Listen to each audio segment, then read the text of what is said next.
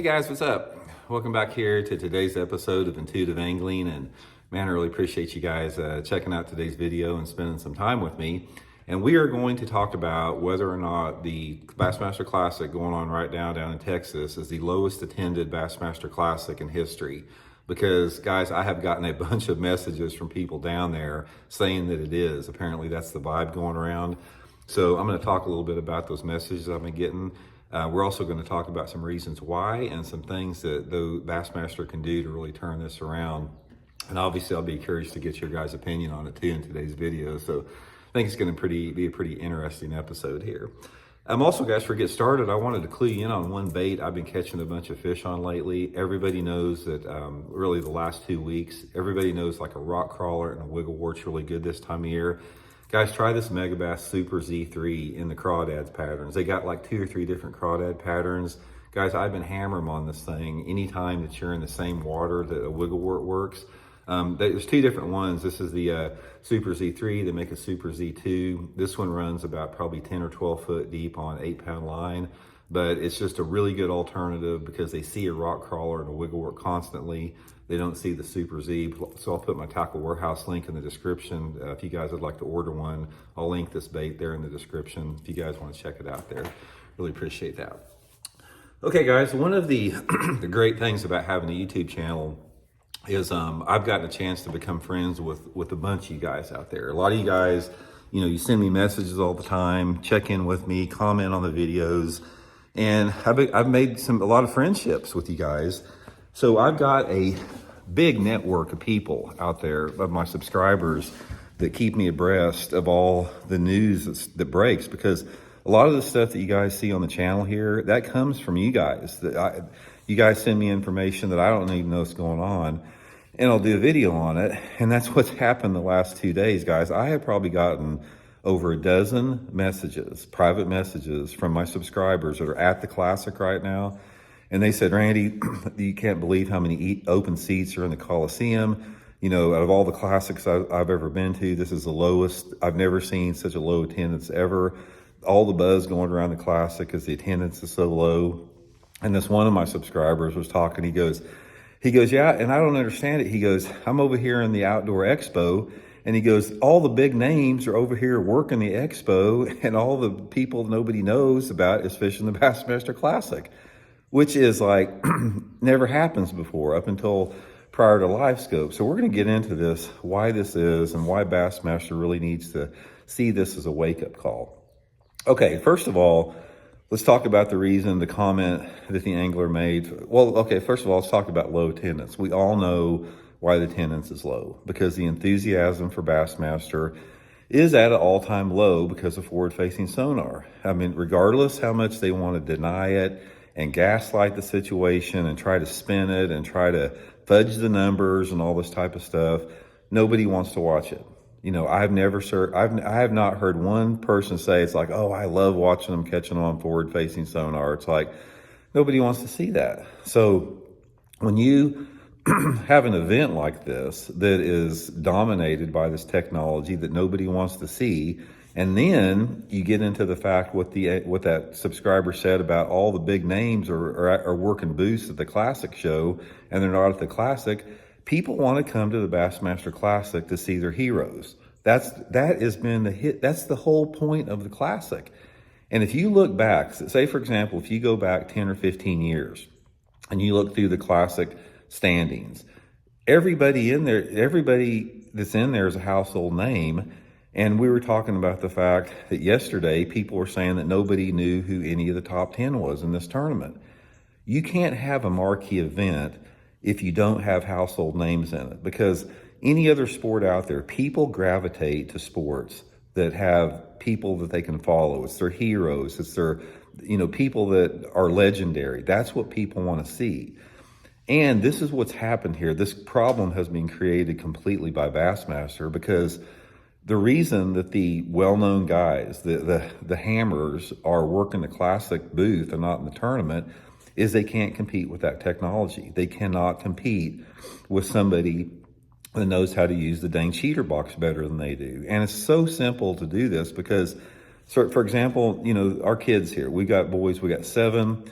a 12-year-old and a 16-year-old, and they are experts at all the PS5 video games. And they can, like my 7-year-old son, guys, he can pick up my iPhone and he can navigate through my iPhone better than I can. And he's never had any training. He doesn't know anything about it.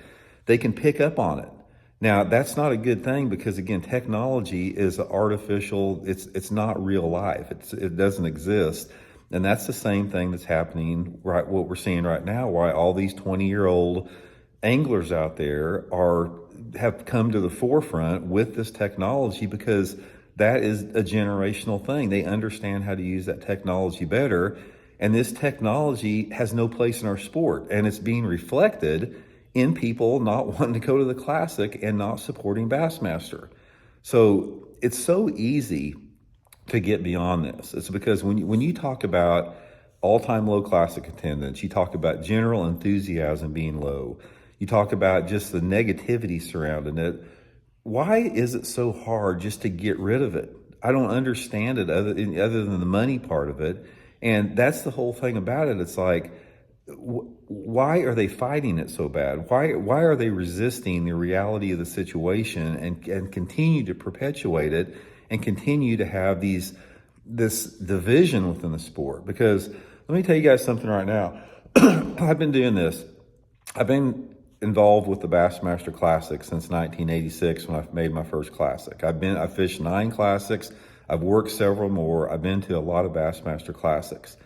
And prior to the cheater box, there was never any division. It's like right now, the entire conversation in this sport, the entire conversation is the impact that the cheater box is having on the sport. That is the vibe. Bassmaster, they try to tamp it down. They don't want to hear it. They don't want anything to do with it. But the reality remains is you have this conversation where that is at the forefront of the bass fishing conversation. You can't go on a podcast.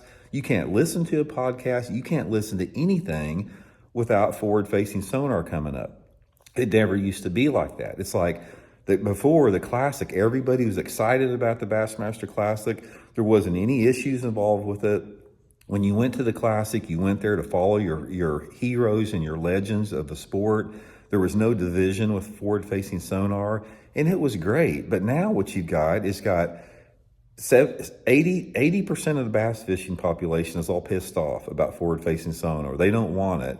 You've got this vocal minority of people, 20% of the people out there that want forward-facing sonar, and they're blowing the organization up by having their heels dug in on this.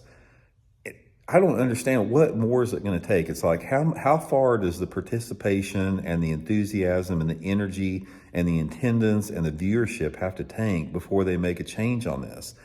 And make no mistake about it, guys, they're going to try to spin it, and they're going to try to sugarcoat it, and they're going to try to gaslight it, and they're going to try to, fudge figures here and there. They're going to do anything they can to justify it because of the money part of it as far as the sponsor subsidies. But at some point, after people like this, continue to send messages to me about this is the lowest participation they've ever seen, and they're all mad about it. They don't really want to be there. They want the good old days back. And it's just like, how much longer do we got to continue with this? It's like, think about the world, the bass fishing world we would live in. It's like, if after this Classic, the Bassmaster management and in all their infinite wisdom that they have, eye roll, if they get together and say, okay, guys, we can't deny this anymore. It's like, nobody wants this stuff. We tried it. It doesn't work. We're going to ban forward-facing sonar from our tournaments next year. Imagine the Bassmaster Classic in 2026 where forward-facing sonar doesn't exist. It doesn't anymore. And you start having your legends return to the sport that are rewarded by traditional bass fishing techniques that the art form that they've crafted over decades is rewarded. Skill sets should be rewarded in the Bassmaster Classic. If you're going to be in the Bassmaster Classic as a qualifier, it should only be the most highly skilled anglers in the world, period. That's the only one to do that. And the only way that you have highly skilled anglers rising to the top is you have got to have technology not having an influence on that. And you have to have the bass fishing skills take over, where you have you're required to know a diversity of techniques. You're required to know how to fish clear water, dirty water, in between water, tidal water, brackish water, muddy water, everything like that all year long. And that is what is the determination of the best anglers. It's like the best anglers in the world and the classic qualifiers should not be determined by who's the best at looking at a damn forward-facing cheater box. That people are not stupid. People don't want to see that. They understand that is not what competitive fishing is about, and it's corrupted the sport in terms of, destroying the art form that professional fishing is. I mean, when you get to prior to forward-facing sonar, guys,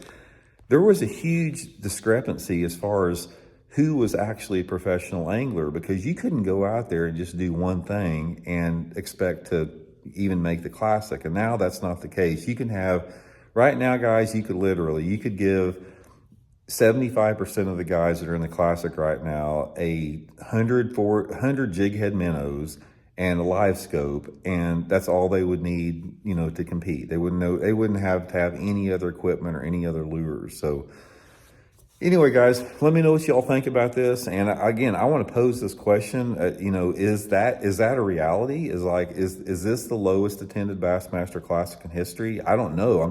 I'm passing along to you guys the information I've gotten from my subscribers and messages. But I'd be curious to know some other guys that are at the Classic right now, if they think that that's what the deal is. But that's the only way to tell, guys. You can't believe things that, that official channels try to tell you. You have to have the eyes on the ground, and that's what I've been getting the last couple of days. So anyway, guys, let me know what you think, and we'll talk later.